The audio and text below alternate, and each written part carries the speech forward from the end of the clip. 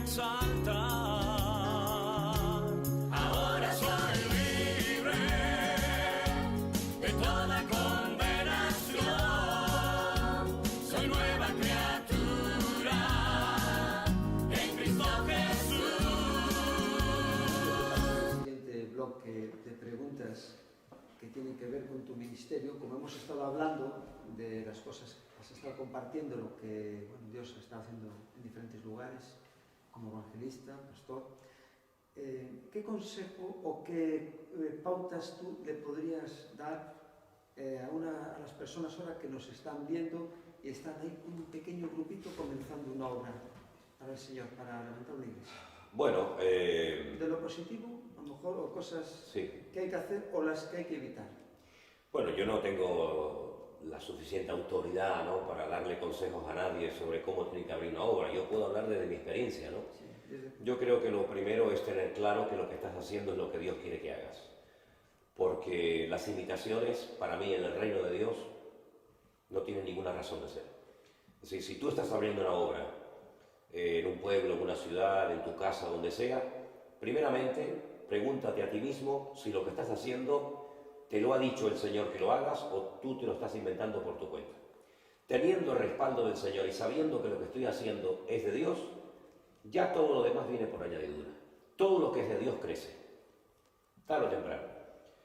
Tener paciencia, hacer lo que te corresponde hacer, no agobiarte, no tener la preocupación de tener y tener, sino, oye, ¿qué me corresponde hoy? Atender a 4 personas como si fueran 20.000, exactamente igual. Prepararte con el mismo entusiasmo, hacer las cosas con ganas, con ilusión, ponerle ganas a lo que haces, independientemente de los resultados. No eres mejor o peor pastor o evangelista o siervo de Dios por lo que tienes, sino por lo que eres.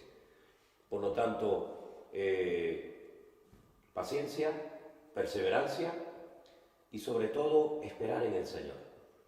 Porque si esperamos en el Señor tarde o temprano recompensará la función, el trabajo que estás realizando. Dice la Biblia que el que es fiel en lo poco, Dios lo pondrá sobre mayores cosas. Y partimos de la base de que Dios le da capacidad a unos para tener un cierto número de personas, a otros para tener otro grupo de personas o ministerio. Por lo tanto, esto que he dicho, yo pienso que con eso, de momento, suficiente. Vamos a ver un vídeo como pastor, ejerciendo como pastor, vale. Manuel Sierra. Vamos a empezar con la primera palabra, la palabra carne. Dice en el versículo 1, estamos en Romanos 8, ¿verdad? Romanos 8:1. Ahora pues, ahora, es un hecho, tiempo presente, ahora, ninguna condenación hay para los que están en Cristo Jesús. Coma. Y añade, los que no andan conforme a la carne, sino conforme al Espíritu. Si este matiz es muy importante. Ahora, ninguna condenación hay para los que están en Cristo Jesús. Y a continuación da una característica de los que están supuestamente en Cristo Jesús. Dice que no andan, no se comportan, no actúan, no viven, no piensan, no reaccionan según la carne, sino de una forma diferente. Y dice, sino conforme al Espíritu. Las características de una persona que vive en la carne. Ahora explicaremos a qué se refiere Pablo cuando dice la carne. Y las características, la evidencia exterior de una persona que vive en el Espíritu es abismal. No tiene ni punto de comparación una cosa con otra. Por ejemplo, si ustedes prestaron atención a la lectura que se leyó hoy aquí, basada en Gálatas capítulo 5, el apóstol Pablo hace una tremenda diferencia entre las manifestaciones, las características, el estilo de vida de uno que vive en la carne a uno que vive en el Espíritu. Por ejemplo, él menciona más de 17, escuchen, más de 17 manifestaciones diferentes de una persona que puede vivir en la carne. Y ahí menciona adulterio, fornicación, orgías, borrachera, pleitos, celos, iras, contiendas, disensiones, etcétera, etcétera, etcétera. Ese es el estilo de vida de una persona que digamos que no es creyente, bíblicamente que está en la carne. Y después por otra parte dice, pero el fruto, lo que se manifiesta, lo que es notorio y palpable en la vida de un hombre o de una mujer que vive o que pretende y quiere vivir en el Espíritu, es amor, gozo, paz, paciencia, benignidad, bondad, mansedumbre, fe, templanza, etcétera, etcétera. Entonces tú dices, oye, es que no tiene nada que ver las características de una persona que vive en el Espíritu a las características de una persona que vive en la Quería carne. preguntar a continuación, ¿qué supone para ti pastorear una iglesia? Pastorear es lo más difícil del mundo, porque lo hagas como lo hagas, nunca es al gusto de todos. Yo tengo una gran ventaja, y es que el 99% de las iglesias que he pastoreado las he abierto yo. Entonces no es lo mismo recibir una iglesia de herencia, que ya viene con sus costumbres y sus tradiciones, que abrir una iglesia de cero, que se tarda más tiempo, pero que al fin y al cabo son tus hijos, y no es lo mismo adoptar un niño de 6 meses que adoptar un hombre de 20 años, ¿no? Entonces, pastorear es complicado, entre comillas digo lo de complicado, porque es un ministerio que tiene que estar mucho tiempo en un sitio. Hay un refrán que yo uso mucho y es que el mayor trabajo de un pastor es quedarse sin trabajo. A veces nos centramos mucho en las ovejas, pero yo creo que un trabajo que también es una función pastoral fundamental es preparar obreros, que esos obreros te ayuden en la obra, te ayuden en el ministerio, reproducir tu ministerio en otras personas.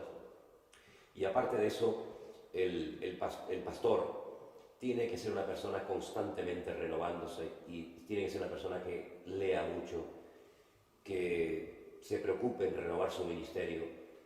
Y sinceramente no creo que un pastor sea una persona que tiene que caer en un estancamiento, en una monotonía ministerial, sino que tiene que estar constantemente renovándose, pero renovándose en el Señor, porque hay pastores que buscan renovación en otros ministerios, viajando por aquí, viajando por allá, imitando cómo ora este, cómo predica el otro, y la renovación del pastor la tiene que buscar en la presencia del Señor, y tu Padre que te ve en secreto te recompensará en público.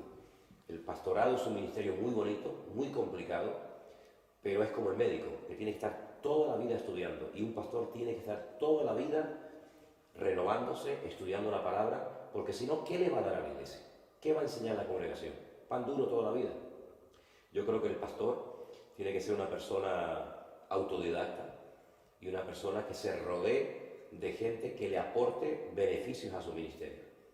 No intentar copiar ni imitar a nadie, esa es mi filosofía de vida. Yo jamás he intentado copiar ni imitar a nadie. Y ser uno mismo y esperar en el Señor. Y el Señor siempre, siempre va a recompensar el trabajo del pastor, porque es un trabajo precioso, a veces poco gratificante humanamente hablando, pero la satisfacción de un pastor sirviendo a Dios eso no tiene precio, es una maravilla. Veo que está muy claro, Sí, y sí, es muy clarísimo. conciso, y es la idea que se debe tener. Porque hoy en día vemos imitaciones. Sí, lamentablemente hay muchos clones. Y yo, ya te digo, ni de inconverso, ni cuando era niño, jamás imité a nadie. Yo creo que lo peor que se puede hacer es tratar de imitar a otro ministerio. Puedes respetar, puedes admirar, pero tú tienes que ser tú mismo.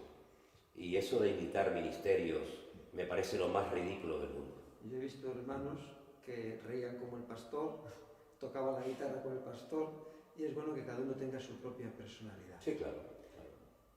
¿Cómo llevas lo de pastor telemático? ¿Pastor? Telemático. ¿Eso qué es? Esta tarde compartías que a través de los vídeos que se emiten de la iglesia, Vale.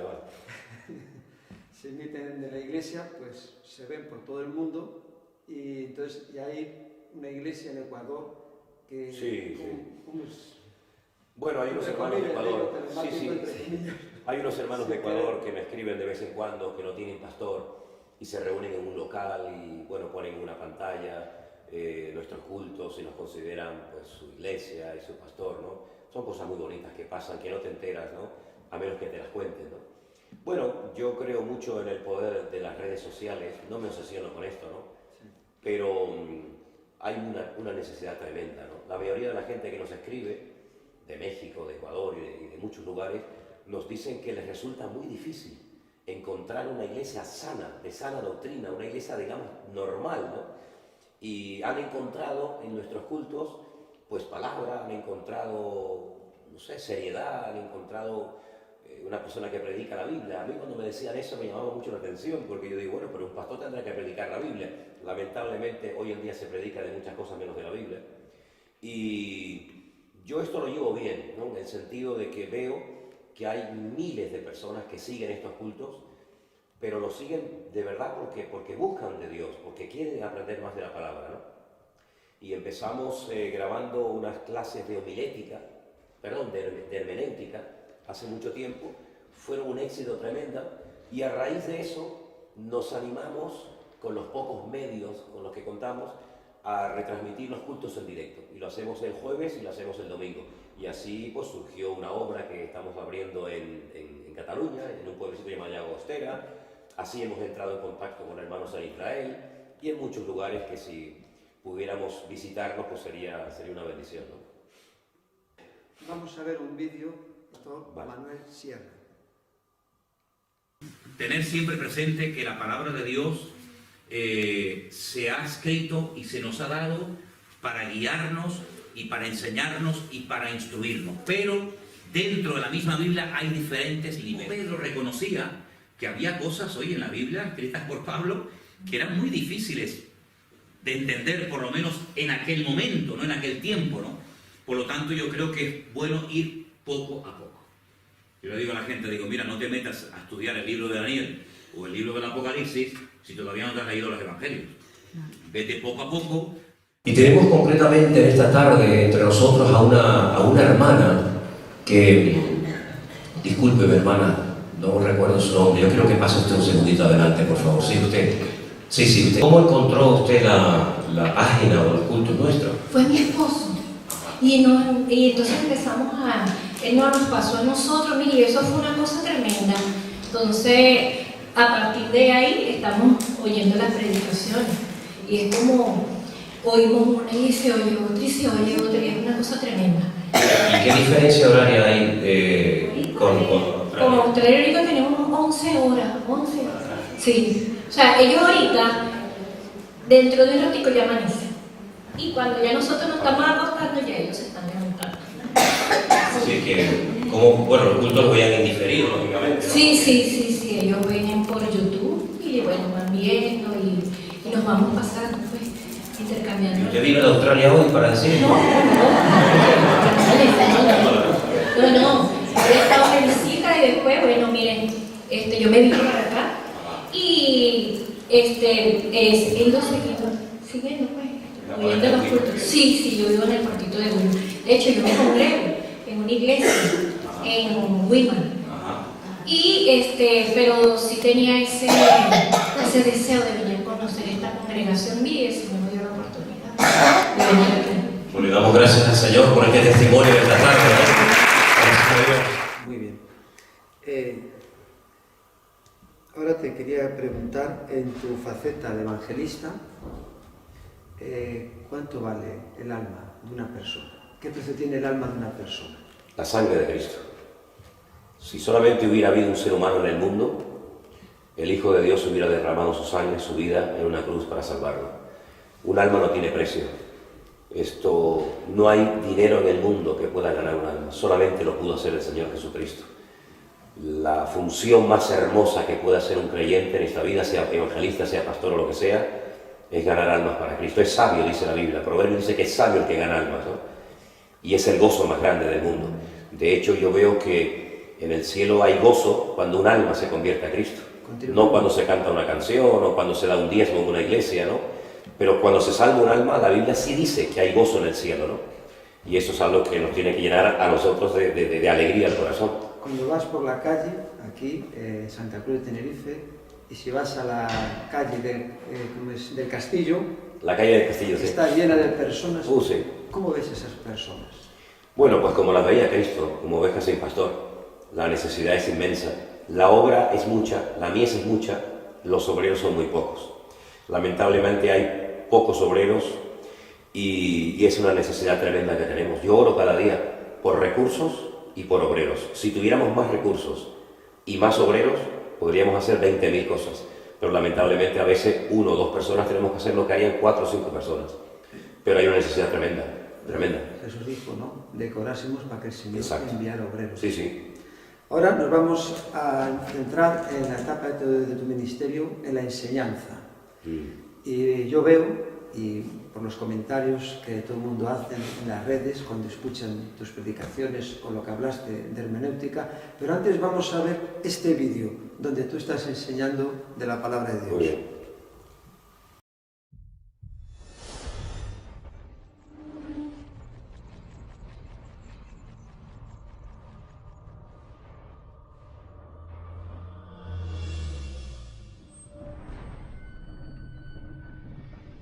La semana pasada dimos 3 reglas fundamentales que ustedes tienen que tener siempre presente en vuestra vida cada vez que se quieren acercar a la palabra de Dios a interpretarla correctamente.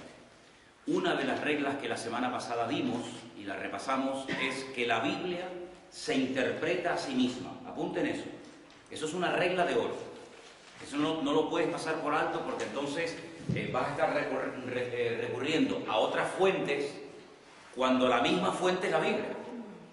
Como la Biblia es un compendio de libros, lo que no entiendes en uno lo entiendes en otro. ¿De acuerdo? Así que la mejor forma de interpretar la Biblia es utilizando la misma Biblia. La Biblia se interpreta a sí misma.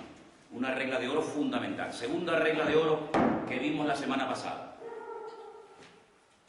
Un texto fuera del contexto es un pretexto. Así de claro. Un texto fuera del contexto es un pretexto. Yo pellizco un versículo sin respetar por qué se está diciendo eso y puedo montar pues una falsa doctrina y puedo, digamos, hacerte creer algo que no dice realmente la Biblia. Lo que pasa es que ha cogido una parte y no respetando el todo. Y eso es muy peligroso. Eso suele ser el sistema típico de la secta. Es decir, el autor de esta carta, que no se sabe realmente quién la escribió, da igual, dice que Dios a lo largo de la historia de la humanidad habló muchas veces, pero no siempre igual. No siempre habló igual. A veces Dios habló a través de una zarza que ardía y no se consumía. A veces Dios habló a través de un sueño. Otras veces habló a través de una burra. Otras veces habló a través de un trueno. Otras veces habló a través de la palabra escrita. O sea, hay cantidad de formas como Dios se dio a conocer y como Dios habló. De hecho, hace unos días leíamos en la iglesia en Tenerife un versículo que dice que las cosas invisibles de Dios, por ejemplo, su eterno poder, su deidad, etcétera, etcétera, se hacen claramente visibles por las cosas que se pueden ver. Es decir, por ejemplo, por la creación. Dice el Espíritu claramente que en los postreros tiempos, ¿y esos cuáles son? Pues ahora mismo son los postreros tiempos, son los más cerca del Señor. Algunos apostatarán de la fe. ¿Qué significa apostatar de la fe? Apartarse, dar marcha atrás, renunciar, renegar, ¿no?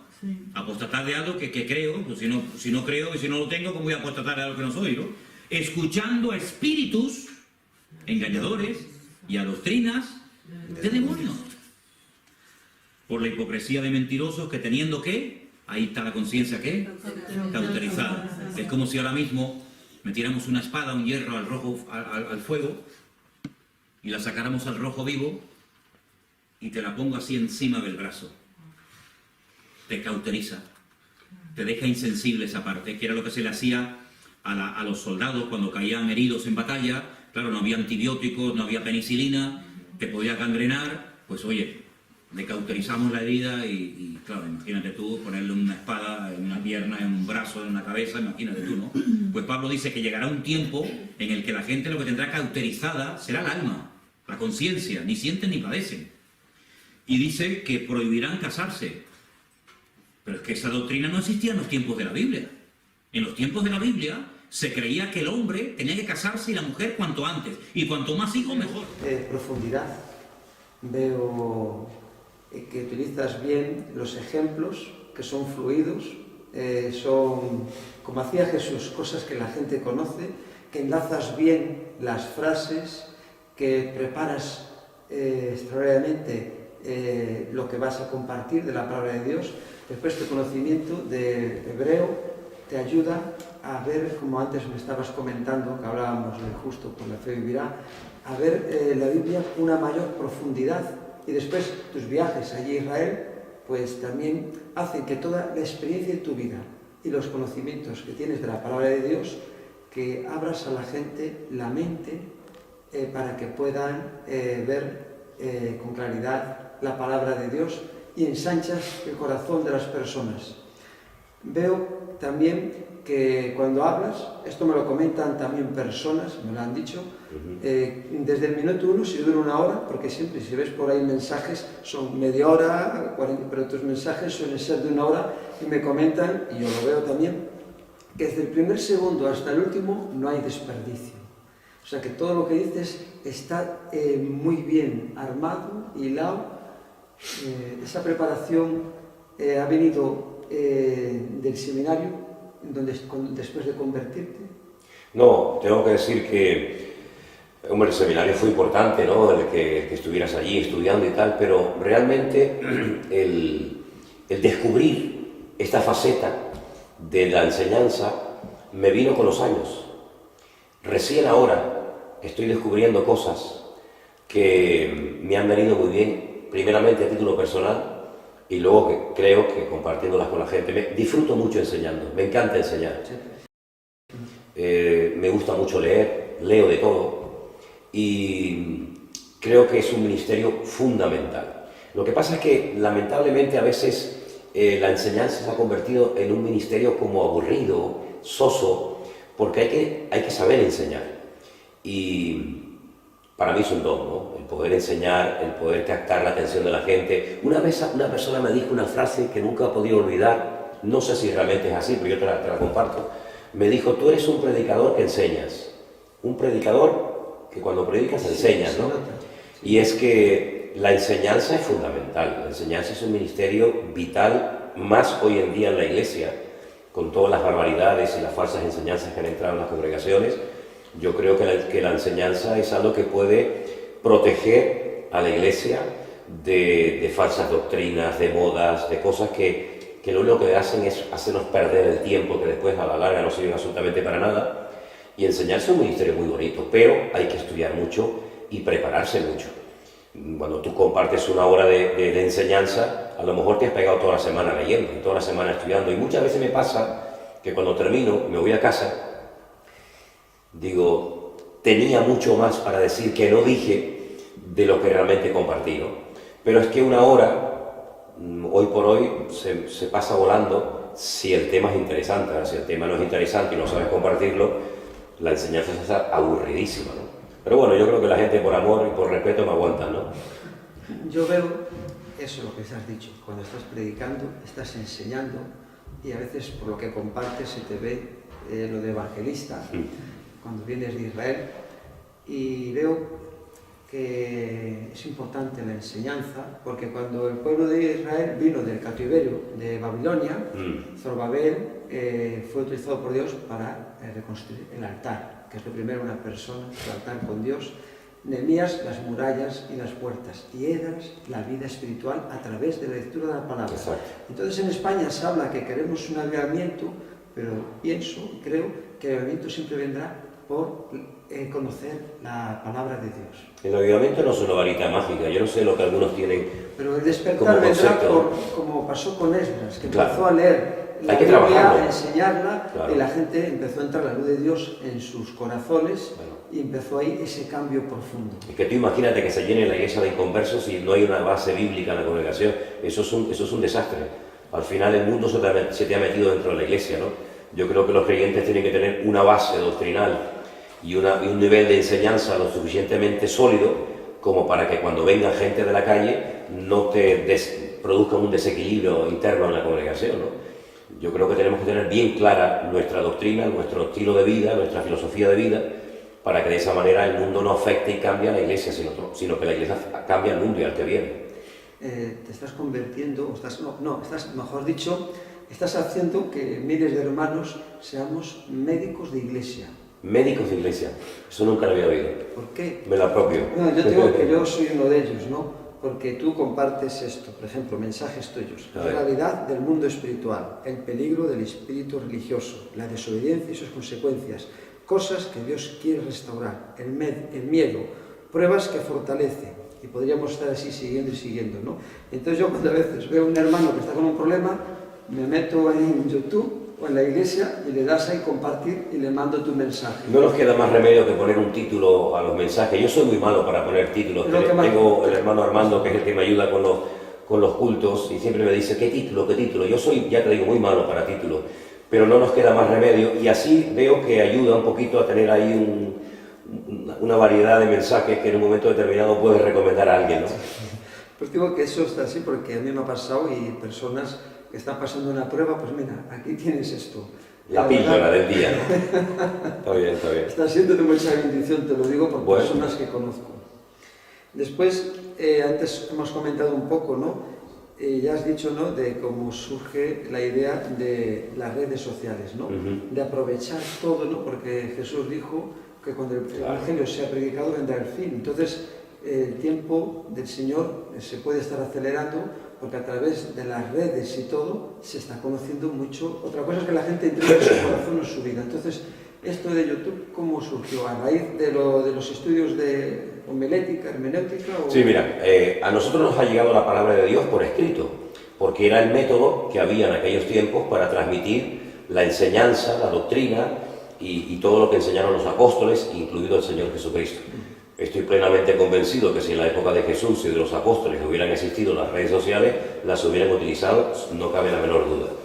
Hoy en día nosotros los cristianos tenemos un arma tremendamente poderosa que se mete en ciudades, en casas, en países, sin pedir permiso. Son las redes sociales a través de internet, de los canales, etc. Entonces yo creo que tenemos que utilizar estas herramientas porque el enemigo también las utiliza para el mal, ¿no? Entonces son herramientas que Dios ha puesto al alcance de la iglesia, a través de las cuales podemos bendecir, podemos ayudar, podemos ministrar a muchas personas, y tenemos un canal de YouTube que es visitado, hay muchas personas que se han suscrito. 20 y pico mil he oído. Sí, 20 y tantos mil, pero hombre, a lo mejor en comparación con otras no son demasiadas, pero date cuenta que nuestro canal es un canal muy específico, muy concreto. Allí hay más que nada estudios bíblicos, predicaciones, por lo tanto no es un canal que tiene una variedad de un abanico de un montón de historias, sino que la gente que se mete ahí se mete a escuchar mensajes, no tiene otra finalidad, ¿no? Entonces hay un hambre de Dios tremenda, y a través de las redes sociales se puede conseguir, no siempre todo es bueno y recomendable, pero nosotros tenemos ese canal y yo creo que ha sido de mucha bendición y confiemos de que corra la palabra por el mundo entero, ¿no? La música, ¿no? Cuando ves Miguel Casinas, Marco Vidal, otros Sí. ponen una canción y al poco tiempo ya casi hay 300.000 Sí, todo. claro.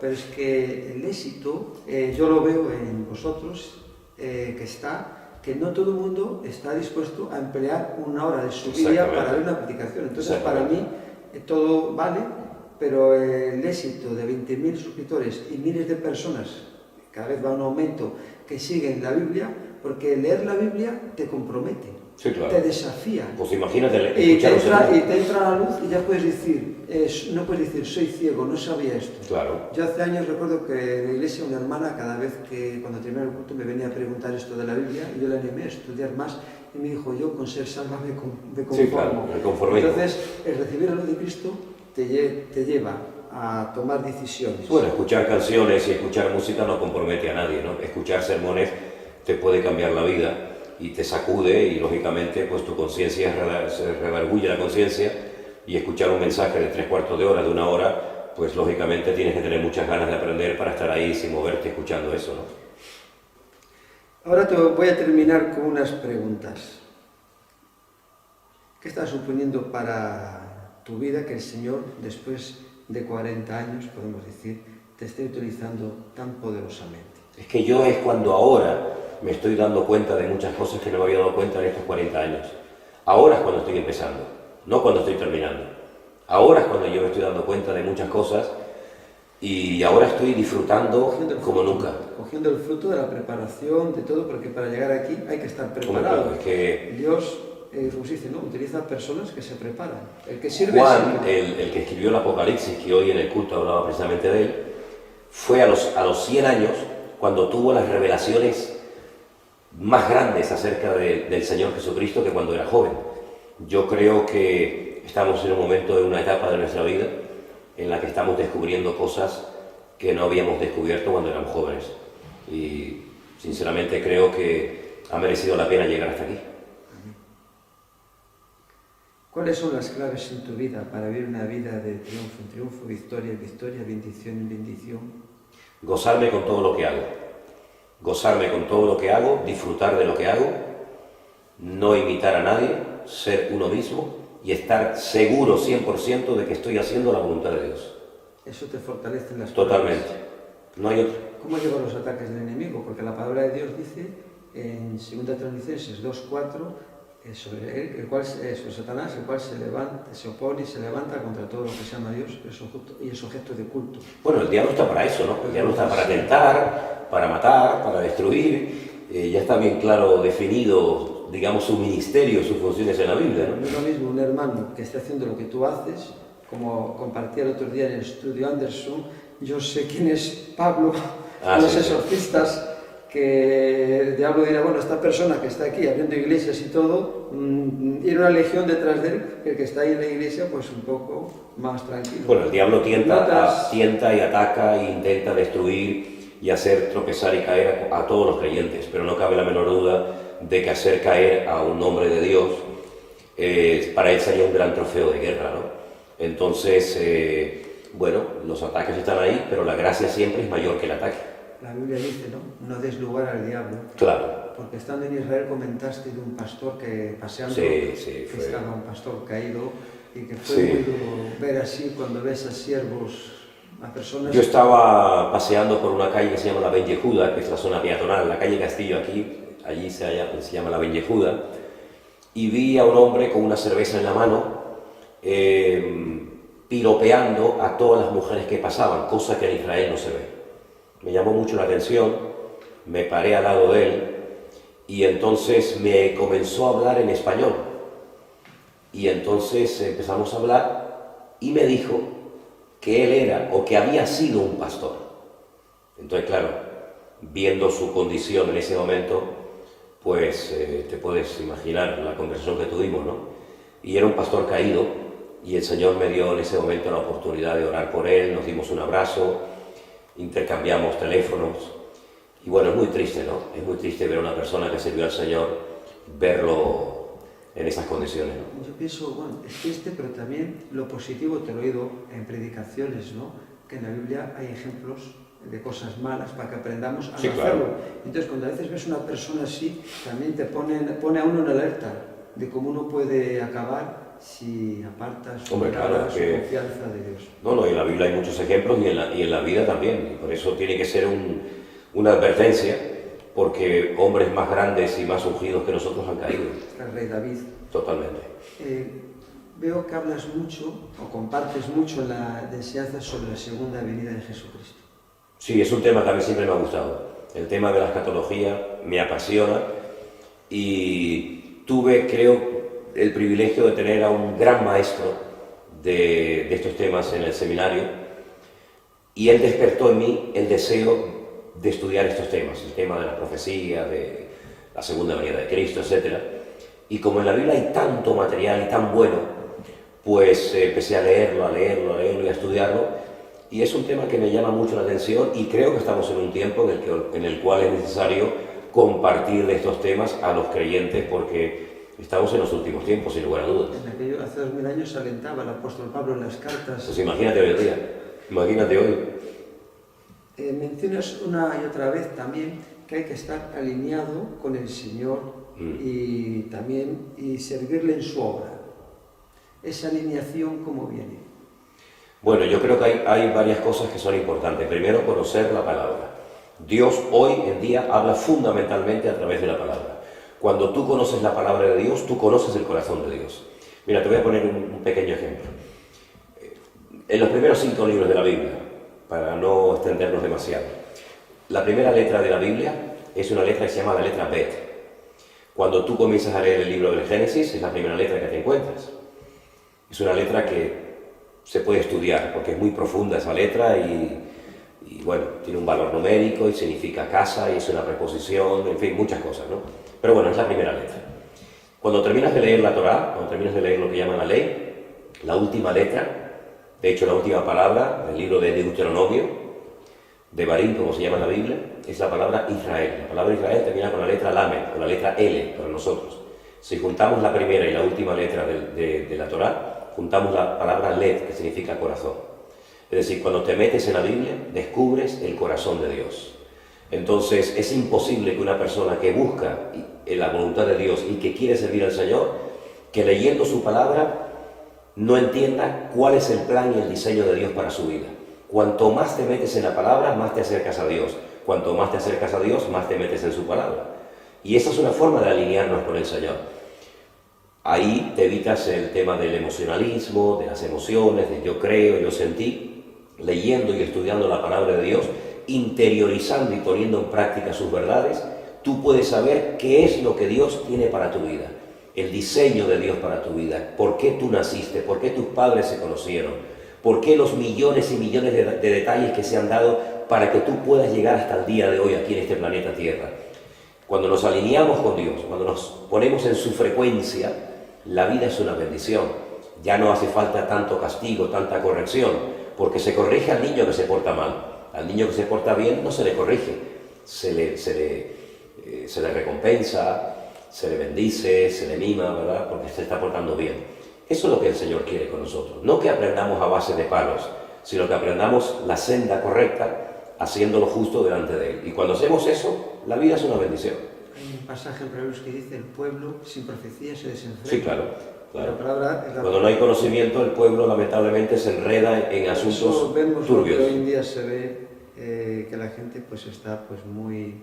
Hablábamos el otro día en La Laguna con una persona que estuvo pues eso, hace mucho tiempo en África, cuando estaba allí bajo el dominio de los españoles en Sáhara, y decía que la juventud que ve ahora pues estaba así asombrado de Claro. que eso nunca lo había visto, ¿no? Porque la Carente gente de valores, sin vive- sentido, aburrida. sí, vive Claro. lo que tú dices, sin estar alineados con el Señor. Claro.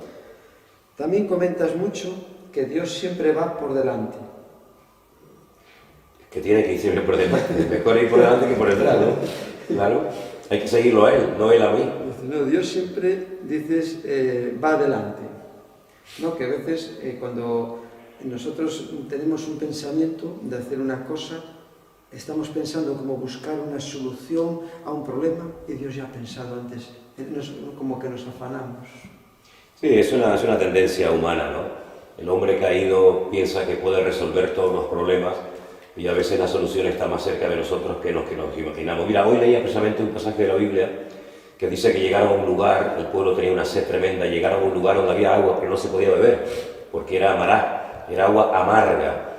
Y el pueblo comenzó a criticar a Moisés, hablaban incluso hasta de pedrearlo, y justamente cuando él oró, el Señor le mostró un árbol que era como la sacarina, ¿no? Dice que cogió unas ramas del árbol, la metió en el agua y el agua la endulzó.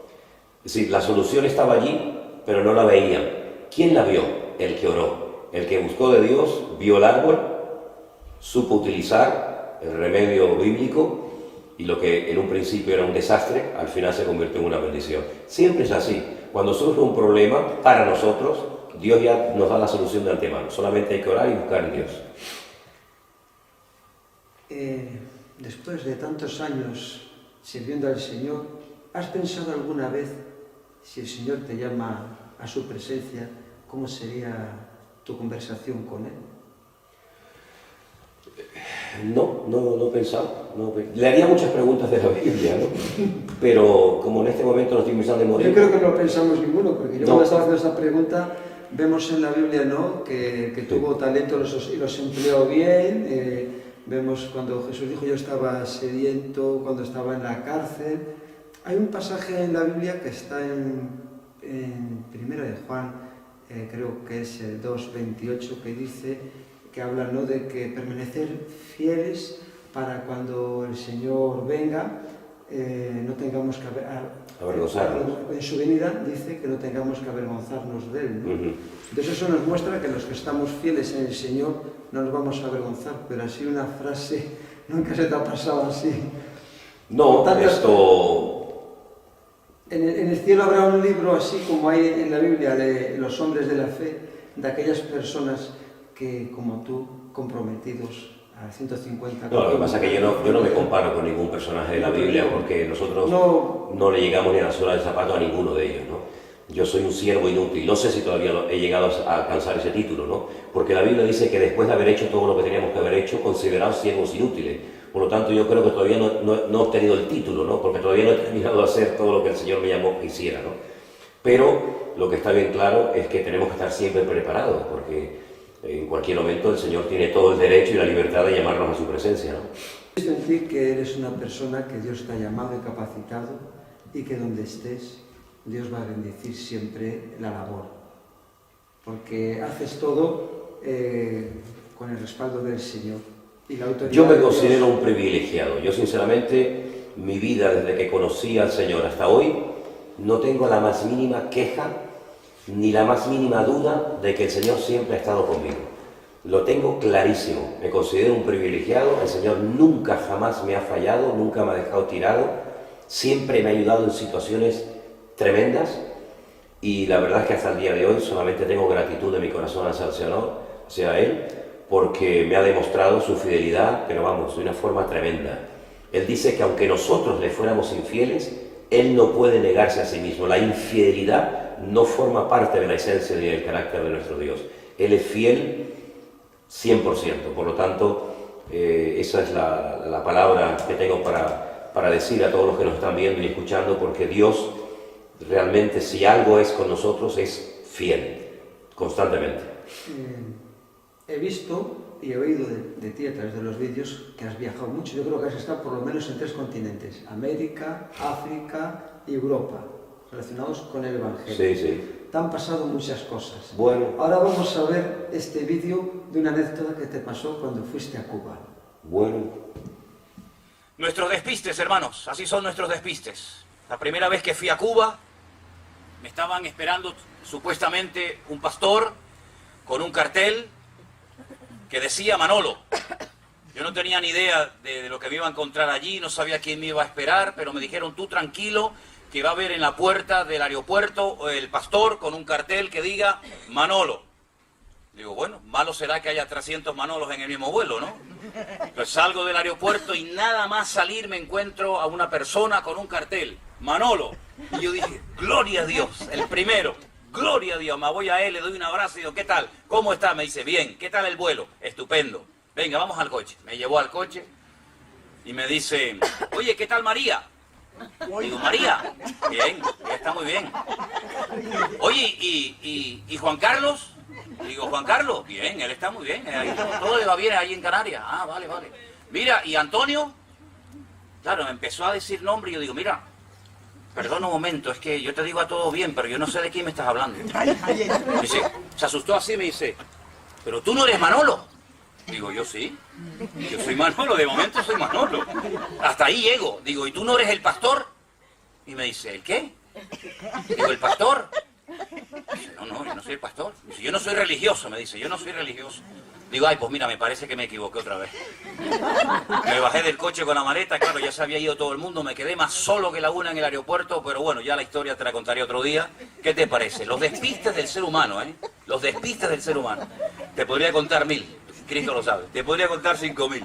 Pero qué bueno que en esta mañana hemos invitado al Señor para que esté con nosotros en esta reunión y Él está. ¿Cuántos dicen amén? Después de todo lo que hemos hablado, una cosa que también me sorprende grandemente en ti es cuando el otro día hablaba con Elena, tu esposa, y me decía que hay 3 CDs por lo menos que habéis hecho en la iglesia. Cantamos muchas canciones están aquí en que... la página de la iglesia. Sí. Esos CDs, esos 3 los has compuesto tú. La inmensa mayoría de las canciones, sí. De hecho, ahora, por ejemplo, queríamos un poco renovar el repertorio de las canciones del programa de Navidad. Y bueno, compuse ahí un par de canciones para el programa. Me gusta mucho componer y hacer canciones nuevas, me gusta mucho. Eres como el rey David, la palabra, la música... Es que se puede predicar cantando, ¿eh? A mí no me gusta cuando hay canciones de estas simplonas que no dicen nada realmente, que son canciones más que nada para mover un poco la carne. A mí me gusta, sobre todo me gusta cantar la Biblia, me gusta cantar la palabra. Creo que las mejores letras del mundo para un creyente están en la Biblia. Y me gusta cuando puedes coger algunos textos de la Biblia, algún pasaje o alguna historia y ponerle música. Yo pienso que es una forma también muy buena de memorizar y de aprender capítulos enteros de la Biblia de memoria, poniéndole música. Vamos a ver aquí en este vídeo varias alabanzas, ahí como sales con la guitarra.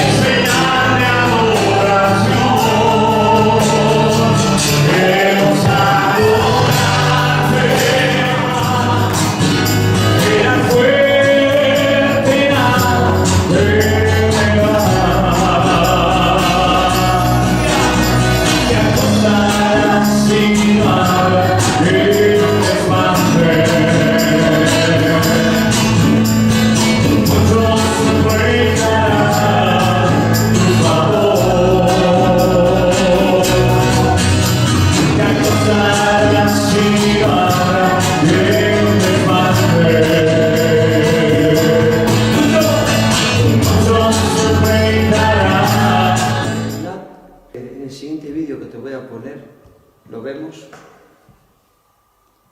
Y a algunos de nosotros nos queda ya menos de lo que ya hemos vivido. A otros no, a otros les queda más. Por ejemplo, ¿no? El caso de Pepita, el caso de Luis, les queda más de lo que ya han vivido, ¿no? El caso de Sonia, Yolanda, ¿no? Ya les queda más. Pero ¿saben qué? Que lo que nos resta lo vivamos intensamente para el Señor. Amén.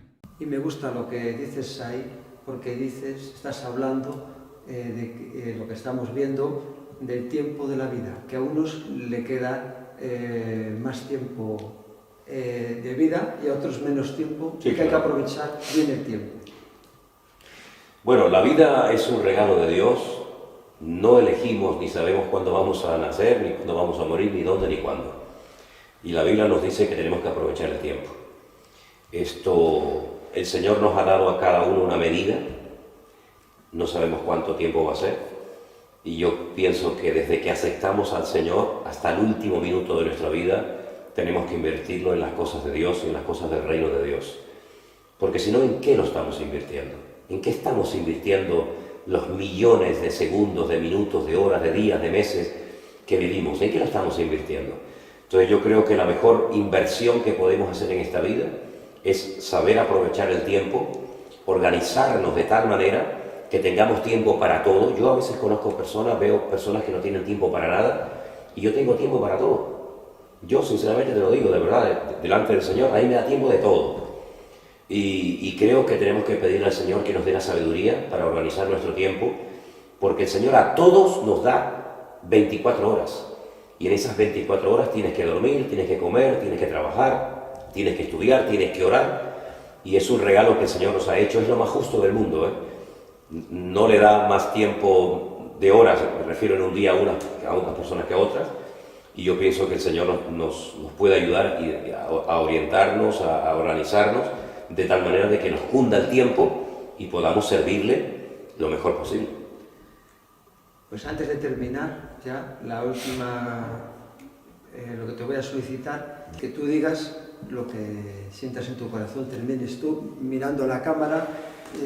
Bueno, yo primeramente quiero darte las gracias, Marcos, a ti y a tu familia por haber venido aquí a Tenerife a estar con nosotros. Nos gusta muchísimo recibir hermanos en nuestra iglesia. Para nosotros es un privilegio el poder conocer a hermanos, el informarnos de cómo está la obra en otros lugares de este país. Y solamente quiero decirles algo, hermanos.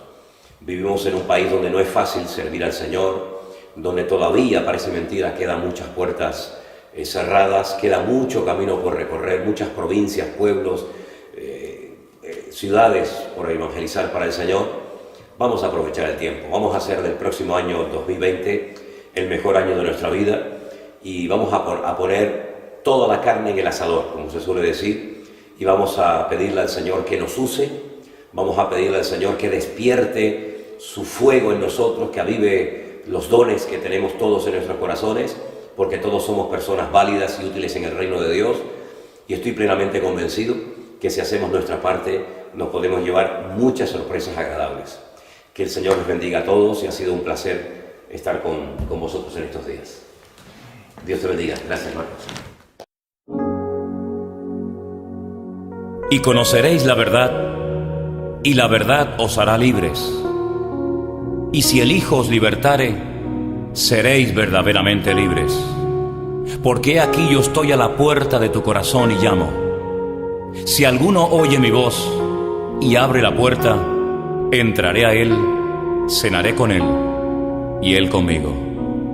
Cristo Jesús viene hoy a tu vida a romper todas las cadenas y ataduras que te atan. Él ha venido para darte vida y vida en abundancia.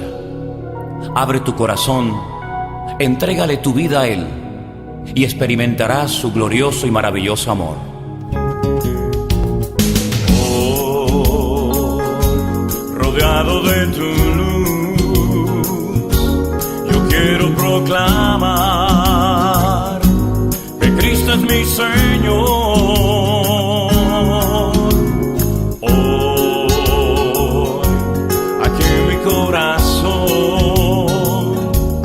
con una inmensa paz, te quiero exaltar. Ahora soy libre de toda condenación, soy nueva criatura en Cristo Jesús. Soy más que vencedor en el nombre de Jesús. Todo lo puedo en Cristo que me fortalece. Tú, si quieres hoy también te puedes acercar a su perfecto amor. Él murió en la cruz por ti, ocupando tu lugar, tan solo por amor. Ahora soy libre de toda condenación, soy nueva criatura en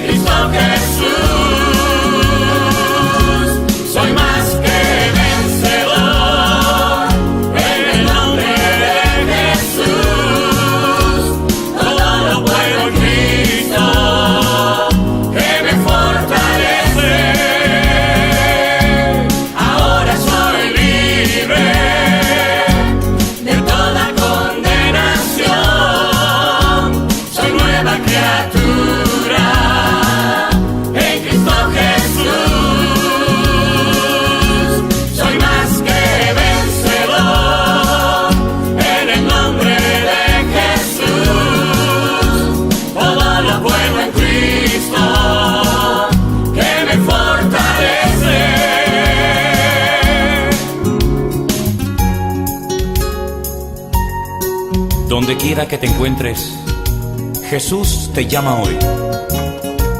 Entrégale tu vida, ríndele todo tu corazón, porque la Biblia dice que todo el que viene a Él, Él no le echa fuera. Él te ama y murió en la cruz por ti y quiere que tú le recibas en tu corazón. Eres mi fuerza, mi fortaleza. No temeré lo que pueda serme el hombre.